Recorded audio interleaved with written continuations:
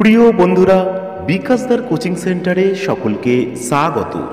আজ আমি আমার এই ভিডিওর মাধ্যমে একাদশ শ্রেণীর দ্বিতীয় সেমিস্টারের অর্থনীতির 2025 সালের প্রশ্নের ধরন নিয়ে আলোচনা করব। আর তোমরা যদি উত্তরের পিডিএফ এর প্রয়োজন হয় তোমাদের, তাহলে স্ক্রিনে দেওয়া নাম্বারে হোয়াটসঅ্যাপের মাধ্যমে যোগাযোগ করতে পারবে। আমার কোচিং সেন্টারের হোয়াটসঅ্যাপ নাম্বার হলো 9007387901। এখানে দশম থেকে স্নাতক শ্রেণীর বিভিন্ন বিষয়ের উত্তরের পিডিএফ পাওয়া যায়। যাদের প্রয়োজন হবে স্ক্রিনে দেওয়া নাম্বারে হোয়াটসঅ্যাপের মাধ্যমে যোগাযোগ করতে পারবে। তোমাদের মোট 40 নম্বরের লিখিত পরীক্ষা হবে। 3 ধরনের প্রশ্নপত্র পড়বে। 2 নম্বরের প্রশ্ন পড়বে 6টি, 6 দুগুণে 12। 4 নম্বরের প্রশ্ন পড়বে 4টি, 4 4 16 এবং 6 নম্বরের প্রশ্ন পড়বে 2টি, 6 দুগুণে 12। তবে মোট 5টি অধ্যায় রয়েছে। প্রথম অধ্যায় বাজার কাঠামো ধারণার ভূমিকা।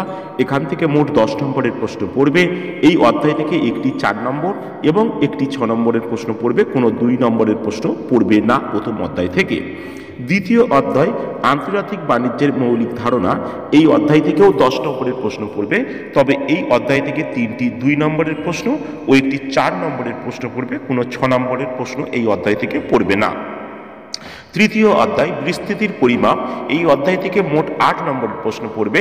এখান থেকে এই অধ্যায় থেকে একটি 2 নম্বর ও একটি 6 নম্বরের প্রশ্ন পড়বে। এখান থেকে আবার 4 নম্বরের প্রশ্ন পড়বে না। চতুর্থ অধ্যায় সহ পরিবর্তন, মোট 8 নম্বরের প্রশ্ন পড়বে। এই অধ্যায় থেকে কেবলমাত্র 2টি 4 নম্বরের প্রশ্ন পড়বে।